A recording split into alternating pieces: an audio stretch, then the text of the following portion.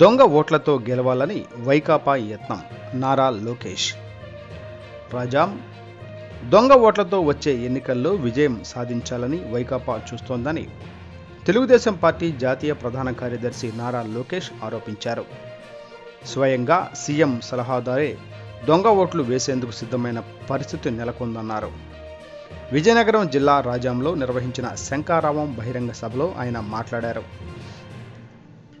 వైకాపా ప్రభుత్వ తీరుపై విమర్శలు గుప్పించారు. ఉద్యమాల పోరుబాట, పోరాటాల గడ్డ ఉత్తరాంధ్ర. ఎన్ని కేసులు పెట్టినా భయపడని కార్యకర్తలు నా వందనం. తిరుపతి ఉప ఎన్నికల్లో వైకాపా గెలుపునకు కారణం దొంగ ఓట్లే. వాటిని నమోదు చేస్తున్న వారిపై చర్యలు తప్పవని ఆనాడే చెప్పా. ఏకంగా డీఎస్పీ, సిఐ, ఎస్ఐలు సస్పెండ్ అయ్యారు. రేపో మాపో విచారణ నివేదిక బయటకు వస్తుంది. వారంతా ఇక జైలుకే. చట్టాన్ని ఉల్లంఘిస్తే ఎవరికైనా శిక్ష తప్పదు అని లోకేష్ హెచ్చరించారు.